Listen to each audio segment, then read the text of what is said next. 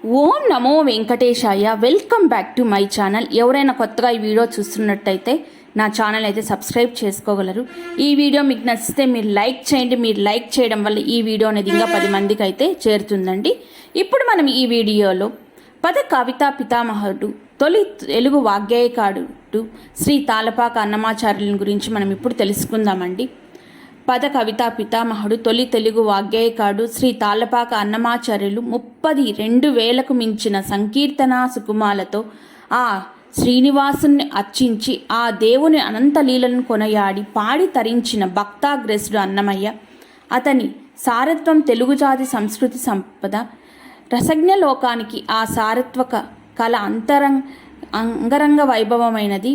అన్నమయ్య కురోధి నామ సంవత్సర వైశాఖ శుద్ధ పౌర్ణమి విశాఖ నక్షత్రంలో మే 9న 1408వ సంవత్సరంలో ఆంధ్రప్రదేశ్ కడప జిల్లాలోని రాజంపేట మండలంలో తాళ్లపాక గ్రామంలో నారాయణమూర్తి లక్కమాంబ దంపతులకు జన్మించారు. ఎన్నో ఏళ్లుగా సంతానం లేని ఆ దంపతులు తిరుమలలోని ఆపద మొక్కులవానికి ముడుపు కట్టుకుంటే భక్తి భీష్టాన్ని నెరవేర్చడానికి సాక్షాత్తు అరిషడ్వర్గాలని తెగనరికే తన ఖడ్గమైన నందకం అంశని వారికి పుత్రుడిగా ప్రసాదించాడు ఆ శ్రీమన్నారాయణుడు. అన్నమయ్యది విష్ణు భక్తి పారాయణులైన నందవరేక స్మార్త కుటుంబము. తండ్రి అన్ని శాస్త్రాలలో ఆరితేరిన పండితుడు, తల్లి మహా విష్ణు భక్తురాలు, సంగీత జ్ఞాని, ఏక సంతాగ్రహి అయిన అన్నమయ్య వారి పెంపకంలో చిరు ప్రాయంలోనే సంగీత సాహిత్య శాస్త్ర సారాలను గ్రహించి 8వ ఏటనే హరి సంకీర్తనలు రచించాడు. నూనూగు మీసాల 16 ఏళ్ల వయసులోని విష్ణు సాక్షాత్మై భక్తి పారవశ్యంలో భావావేశంలో పదాలు పాడుతూ చిందులు తొక్కుతున్న కొడుకుని ఒకనాడు దర్బలు పట్టుకురమని తండ్రి అడవికి పంపించాడు.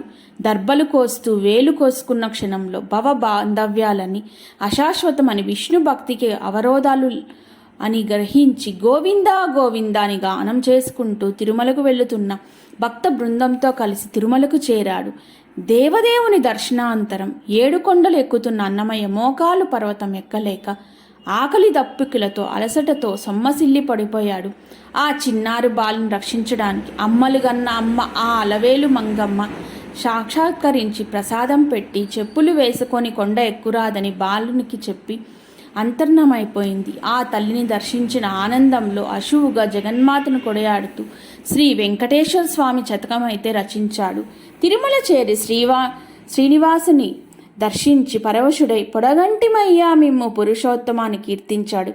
నిత్యం తన సంకీర్తనలతో ఆ స్వామిని కొలుస్తున్న అన్నమయ్యను అర్చకులు చేరదీశారు. అతని అకుంఠిత విష్ణు భక్తిని గ్రహించిన మహావిష్ణువు అని మునిస్వామి అన్నమయ్యకు భగవద్గీతను తెలిపి శంఖచక్రములతో శ్రీ వైష్ణవ సాంప్రదాయానుసారము పంచ సంస్కరణలు నిర్వహించాడు. అన్నమయ్య తిరుమలలో ఉన్నాడని విని అతని తల్లిదండ్రులు తిరుమలకు వెళ్ళి అతని ఇంటికి రామని ప్రతిబాలారు. గురువాజ్ఞపై తాళ్లపాకకు తిరిగి వచ్చాడు. అతనికి తిమ్మక్క అక్కమ్మ అనే పడతులతో వివాహం చేశారు. అన్నమయ్య ఒకమారు తన 2 భార్యలతో తిరుమలకు వెళ్ళి స్వామిని దర్శించారు. ఆ సమయంలోనే స్వామికి రోజుకొక సంకీర్తన వినిపించాలని సంకల్పించాడు. అలా స్వామిని నిత్యం ఆరాధిస్తూ కొన్ని వేల సంకీర్తనలను అయితే రచించారు.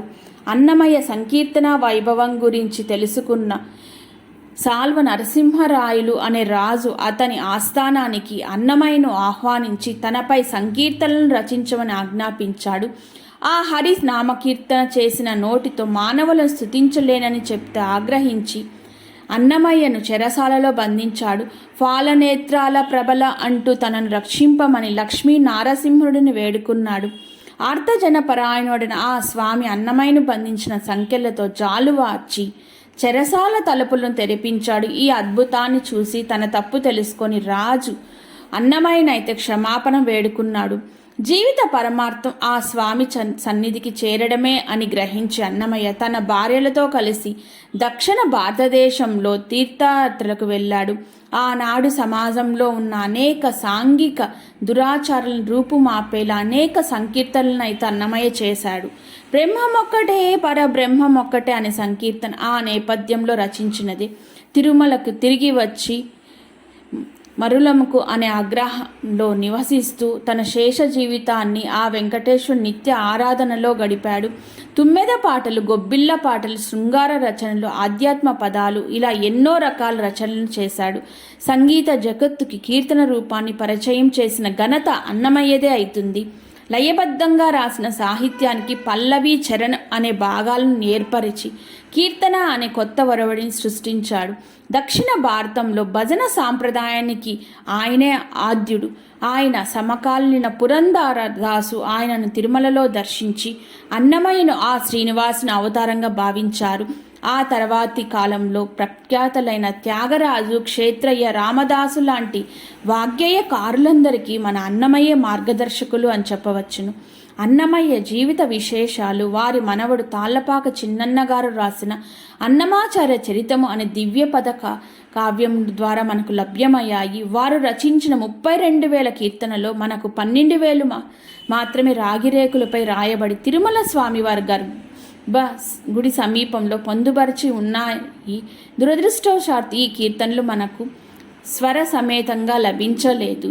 సంకీర్తన లక్షణం అనే లక్షణ గ్రంథం, మంజరీ ద్విపదలో శృంగార మంజరి అనే కావ్యం, 12 శతకాలు, ద్విపద, రామాయణం లాంటి ఎన్నో గ్రంథాలను వారు రచించారు. కానీ వాటిలో మనకు లభ్యమైనవి మాత్రం రాగిరేకులపై రాయబడిన 12,000 కీర్తనలు మాత్రమే. వారి కీర్తనలు వ్యవహారిక పలుకుబడులతో, సామెతలతో, జాతీయాలతో, సూక్తులతో, అచ్చ తెలుగు నుడికారాలతో నిండి ఉంటాయి. ఆనాటి సాంఘిక జీవనాన్ని ప్రతిబింబిస్తాయి. అవతార పురుషుడు, కారణ జన్ముడైన శ్రీ తాళ్లపాక అన్నమాచార్యులు 95 ఏళ్ల పరిపూర్ణ జీవనాన్ని శ్రీమన్నారాయణుడు పాదరవిధానులకు సంకీర్తన రూపంలో సమర్పించి దుందుబి నామ సంవత్సరం పాల్గొన బహుళ ద్వాదశి నాడు ఫిబ్రవరి 23, 1503 సంవత్సరంలో విశ్వ కైంకర్యం పొందారు. నేటికి తిరుమలలో స్వామివారి ఏకాంత సేవా సమయంలో ప్రతిదినం అన్నమాచార్యులు వారి వంశం వారు ఆయన రచించిన ఒక కీర్తనను పాడే సాంప్రదాయం కొనసాగుతోంది. తాత్విక దృష్టితో, వైరాగ్య చింతనతో భగవంతుని దివ్యలీలను, మహిమలను కీర్తిస్తూ అజ్ఞానాన్ని తొలగించి ధర్మాన్ని నిలబెట్టేది భక్తి ఒక్కటే అని ప్రబోధించిన అన్నమయ్య ప్రపంచ మానవాళికి ఆదర్శప్రాయులు, మార్గదర్శకులుగా అని మనం చెప్పుకోవచ్చునండి. అన్నమయ్య స్వామివారికి చేసిన సేవలు కానీ, ఆయన రచించిన కీర్తనలు, స్వామి వారిపైన రచించిన కీర్తనలు కానీ చాలా మనము ఇప్పటికీ ఎన్నో తరతరాలకైతే చెప్పుకుంటున్నాము. అన్నమయ్య జీవితం చాలా సార్థకమైనది. స్వామివారి సేవలోనే ఆయన తరించినాడు. ఆయన కోసమే తన కీర్తనలను కూడా ఆయన అయితే రచించినాడు. ఇదినండి అన్నమయ్య జీవిత విశేషాలైతే. మీకు ఈ వీడియో నచ్చితే లైక్ చేయండి, షేర్ చేయండి. ఇలాంటి మరొక వీడియోతో మీ ముందు ఉంటానండి. మీకు ఈ వీడియో నచ్చితే లైక్ చేయండి. మీరు లైక్ చేయడం వల్ల ఈ వీడియో అనేది ఇంకా 10 మందికి అయితే చేరుతుందండి. ఇదేనండి అన్నమయ్య జీవిత విశేషాలంటే. ఇలాంటి మరొక వీడియోతో మీ ముందుంటానండి. అంతవరకు సెలవు. ఓం నమో వెంకటేశాయ.